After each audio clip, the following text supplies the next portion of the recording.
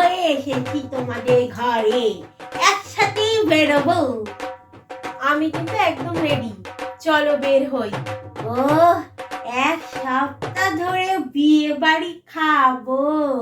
ও, বাড়ির সব খরচা বেঁচে গেল।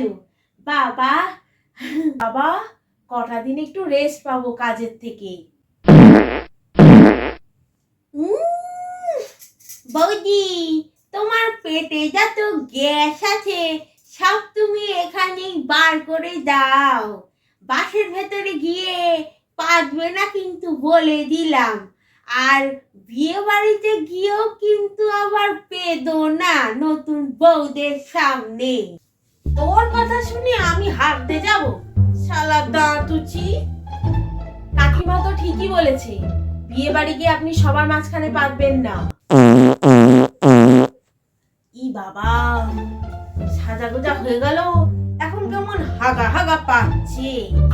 মা, যাও তুমি বেরোনোর আগে ভালো করে হেগে এসো।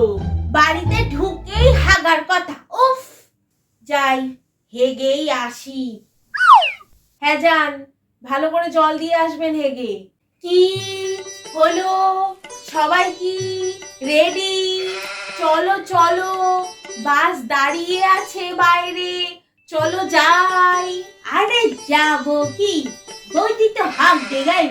ও, তাহলে আপনারা আসুন, ভালো করে হেগে টেগে আমরা যাই, বাসে গিয়ে বসি। চল চুটকি, আমরা বাসে গিয়ে বসি, চল। আমারও কেমন হাগা হাগা পাচ্ছে।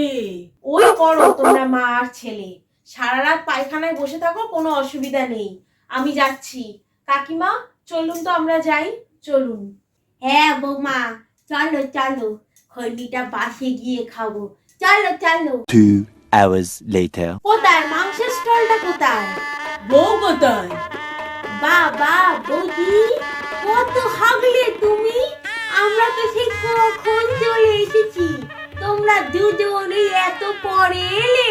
আমার এখন তোর সাথে ফালতু হেজানোর টাইম নেই, আমি এখন মাংস খেতে যাবো। সর সর। বাবা, কি হেংলা মেয়ে ছেলে রে বাবা।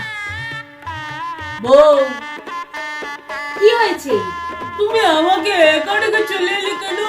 তো কি করব, তুমি আর তোমার মা হাঁকতে যাবে আর আমি পায়খানার দরজার বাইরে দাঁড়িয়ে থাকবো তো জল দেবো বলে। আর তুমি সবসময় রেগে যাও কেন? ফালতু কথা একদম বলবে না।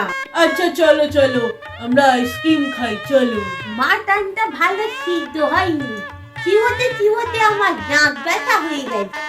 মা, ও মা, আমি কি আর এক পিস মাটন খাবো গো? আর না মা, তুমি অলরেডি 15 পিস মাটন খেয়ে ফেলেছো। আমাকে আরো 2 পিস চিকেন চাপ আর একটু বিরিয়ানি মটন দিয়ে যান তো, বিরিয়ানিটা কিন্তু হেভি হয়েছে। আরে এত খেও না মায়ের মতো, পাদবে। দূর, পাতলে পাতবো, এখন খেয়ে নি।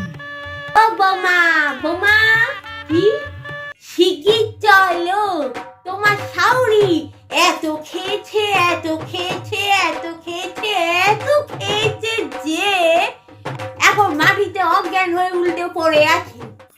কি, কত বারণ করেছি এত খাবেন না খাবেন না, বয়সের দিকে কোনো খেয়ালই নেই ওনার।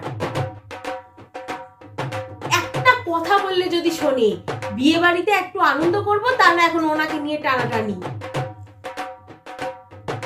আরে চলো, তোমার মা অজ্ঞান হয়ে পড়ে আছে। হ্যাঁ হ্যাঁ, তুমি যাও, আমি খেয়ে আসছি। আগে চলো। দূর।